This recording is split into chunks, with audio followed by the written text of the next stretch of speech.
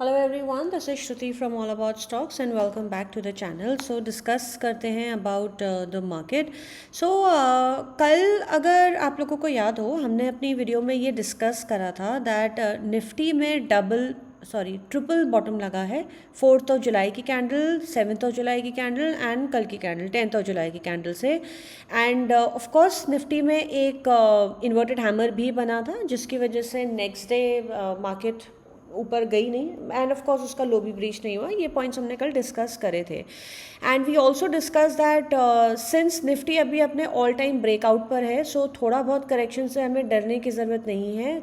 जब भी कोई भी थोड़ा बहुत करेक्शन आता है, एक छोटा सा करेक्शन आता है, सो वो हमेशा हेल्दी होता है मार्केट को नए हाइस की तरफ लेके जाने के लिए। सो एनीवे, अब हम डिस्कस करते हैं अबाउट निफ्टी। सो निफ्टी में आज की कैंडल लुक्स मोर लाइक अ डॉजी अगेन। सो डॉजी का रूल बहुत सिंपल है, लो ब्रीच करते ही हम सेल करते हैं, हाई ब्रीच करते ही हम बाय करते हैं। तो लो ब्रीच करते ही 19,406.45 ब्रीच करते ही हमारा पहला सपोर्ट आएगा 19,300, सपोर्ट 2 आएगा 19,234.40 and support 3 would be 19,024.60 and high breach करते ही जब हम बाय करेंगे 19,515.10। एक्चुअली यहाँ से निफ्टी में एक डबल टॉप लगा है, 523 हाई है 7th ऑफ जुलाई का। सो हमारी बाइंग्स इस हाई के ऊपर ही बनेगी।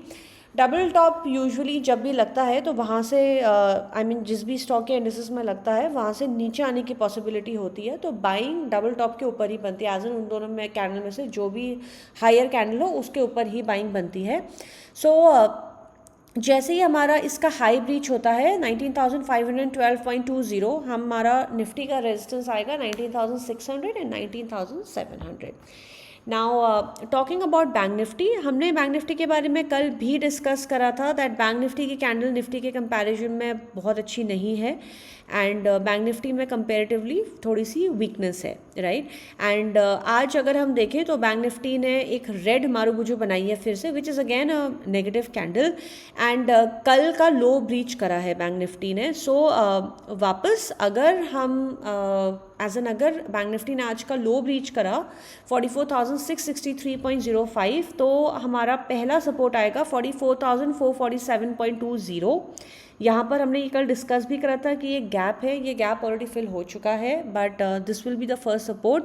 सपोर्ट 2 आएगा 44,163.20 एंड सपोर्ट 3 आएगा 43,693.15। Now talking about the positive side as in the buy side, तो हम हाई ब्रीच करने पर ही बाइंग करेंगे। Just give me a minute. 44,745, okay, हम 45,000 के ऊपर आइडली बाय कर सकते हैं। बैंक निफ्टी में पहला रेजिस्टेंस डे हाई ही आएगा 139.55 एंड देन हमारा इसका सेकेंड रेजिस्टेंस बैंक निफ्टी का आएगा 45,417.50 and R3 would be life time high 45,655.50. Now I'd like to talk about a few stocks.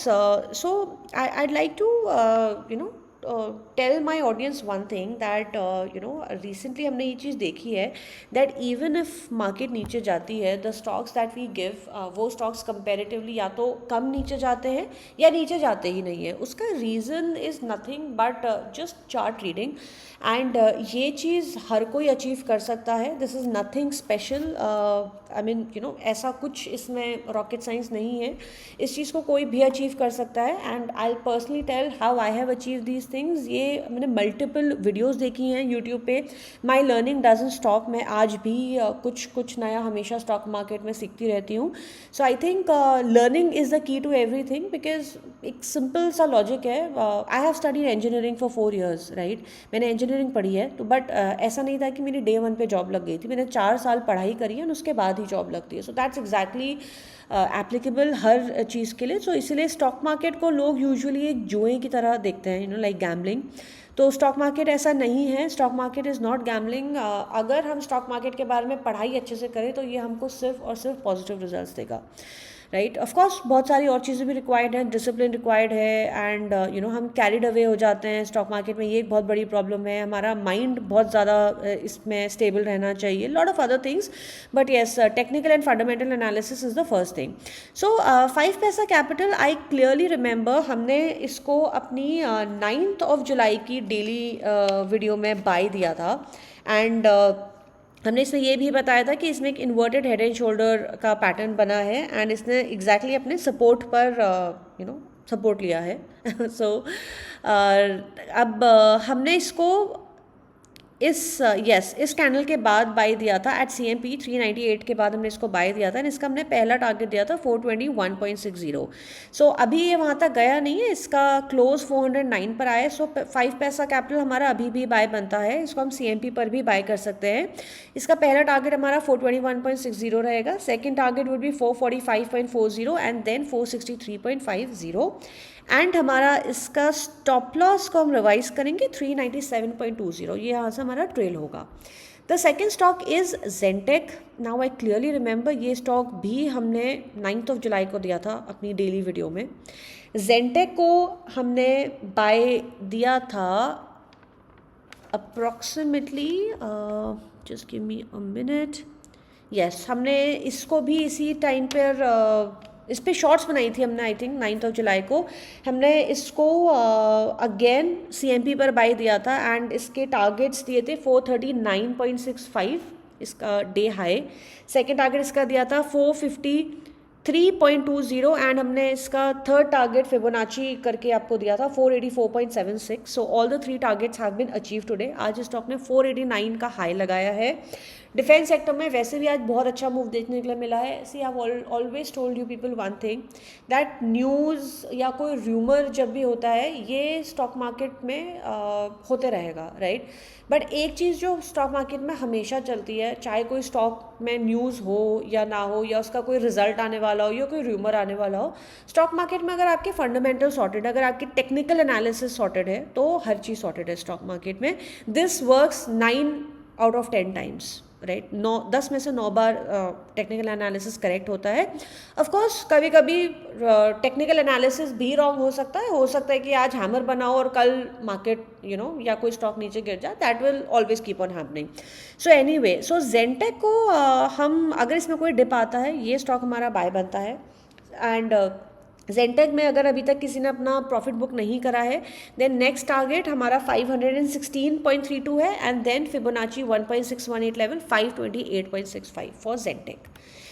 The third stock I like to talk about is Minda corp. Minda corp भी हमने काफ़ी बार दिया है। Minda Corp में again थोड़े बहुत टारगेट्स मीट हुए हैं, बट ये कंपैरेटिवली बहुत ज़्यादा बड़ा नहीं है, इसमें कंसोलिडेशन चल रही है, but now we can see इसमें W पैटर्न का ब्रेकआउट ऑलरेडी आ चुका है। सो मिंडा कॉर्प में जितना लंबा कंसोलिडेशन होगा उतना ही लंबा ब्रेकआउट आएगा, because I always say bigger the consolidation higher the breakout, bigger the breakout.